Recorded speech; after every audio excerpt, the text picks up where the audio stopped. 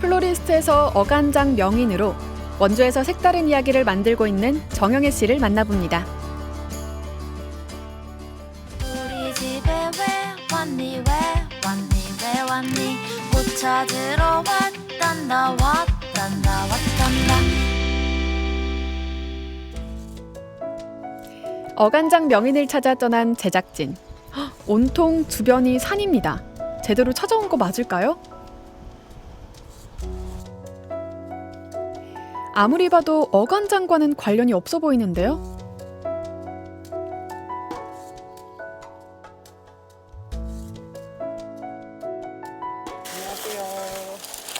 안녕하세요. 오늘 이제 그 어간장 명인이 계시다고 해서 왔는데. 예, 전데요. 저는 해발 450 숲속에서 어간장, 멸치액젓, 된장고추장을 생산하고 있는 정영애입니다. 반갑습니다.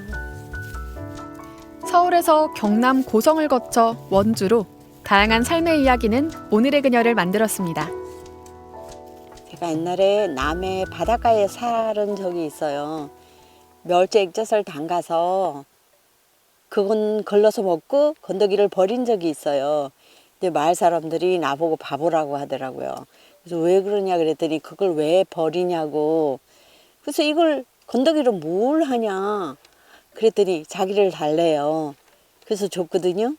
근데 이틀 있다가 그게 간장이 돼서 돌아왔어요. 그게 어간장의 시작이에요.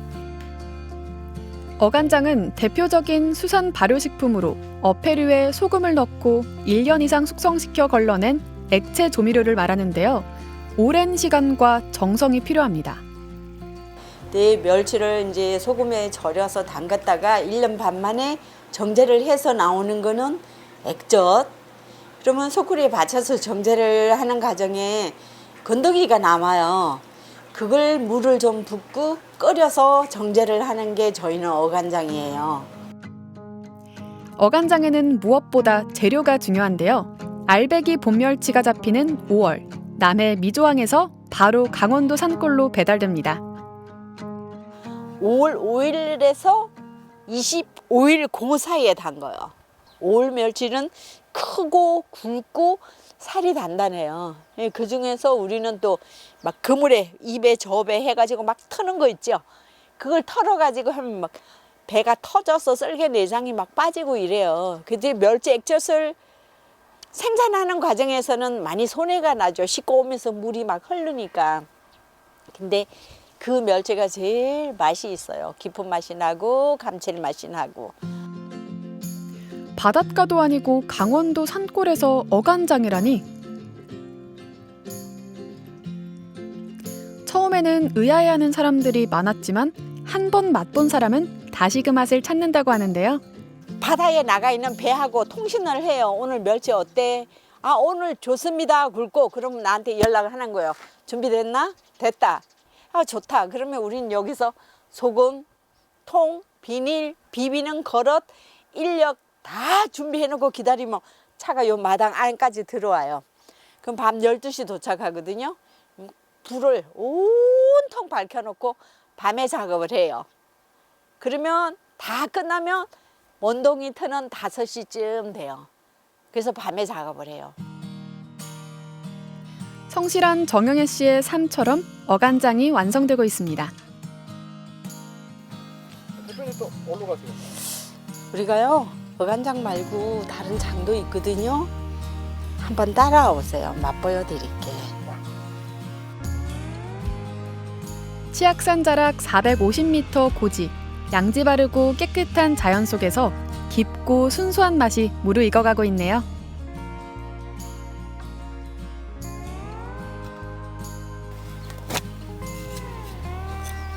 이게 우리 된장이에요. 고운 햇살과 맑은 물, 부드러운 바람, 강원도의 자연과 정영애 씨의 정직함이 담겨 있는데요. 원자재 수급이 안 될 때가 있어요. 바다가 해수면 온도가 높아지고 이러니까 멸치가 어느 해 안 잡힐 때도 있고 이러거든요. 그럴 때 제일 힘들지요. 된장고추장은 뭐 그다고 어렵지 않아요. 작년 같은 경우에는 비가 너무 와서 고추 말리기가 힘들어서 그런 애로점은 있고요. 어느덧 그녀는 다양한 공모전에서 수상은 물론 2019년에는 한국무형문화유산 어간장 명인에 선정될 정도로 실력을 인정받고 있습니다.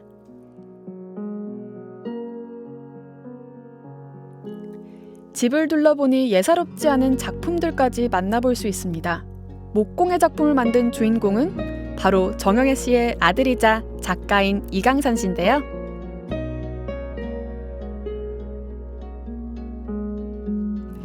원주에서 그녀의 가족들은 삶의 모습을 다채롭게 표현해 나가고 있습니다.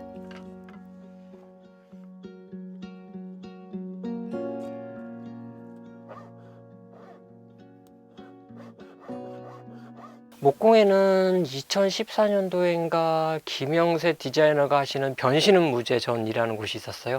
거기서 이제 작가들과 그리고 기업들 간의 연계해서 콜라보 형식의 작품 제작 기회가 있었는데, 그때 나무를 아무것도 모르는 상태에서 만드는 걸 한번 시도를 해보았어요.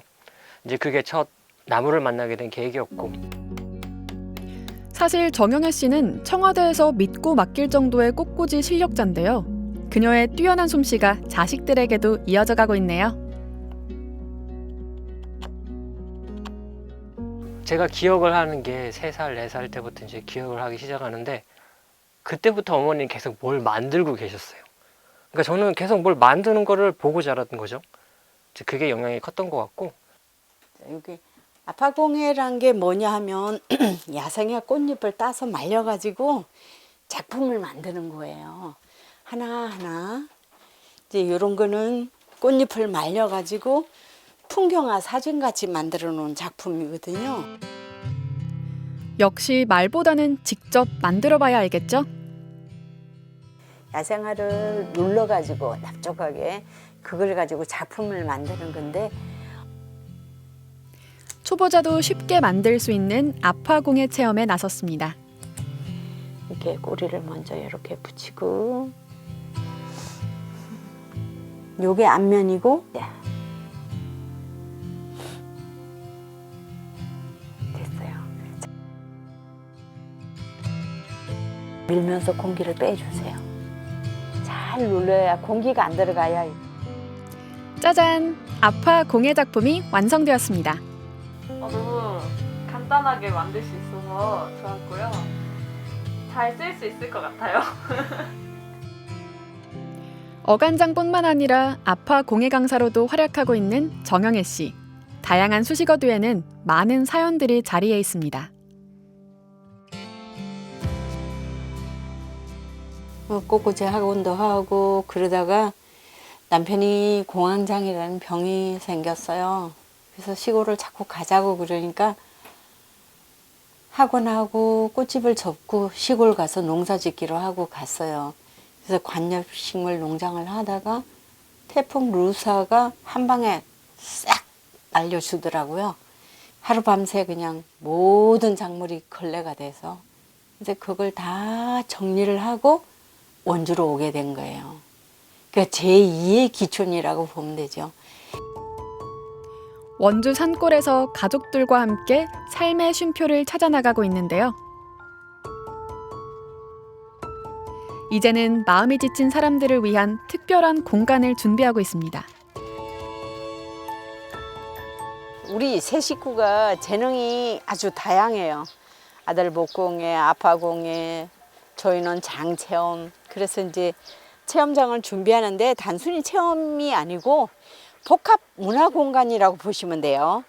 전시도 하고 작품 전시도 하고 여유롭게 시간을 즐기면서 휴식할 수 있는 이런 공간을 마련하고 싶거든요. 이제 디지털 세대로 전환되면서 없어지는 것들이 많잖아요. 그런 없어지는 것들이 여기에는 남아 있었으면 좋겠어요. 여기에 남아서 오시는 분들께 자신들이 경험해보지 못한 것을, 느껴보지 못한 것을 여유 있게 살펴보는 곳, 그런 곳이 되었으면 합니다. 어찌 보면 그건 우리를 위한 공간이 아니라 다른 사람을 위한 배려 공간이라고 보시면 되거든요. 그게 이제 나이가 이 정도 되다 보니까 최후의 목표로 삼고 하나하나 만들어 가려고요. 서울에서 태어난 꽃송이가 길었던 겨울을 지나 강원도 산골에서 만개하고 있는데요.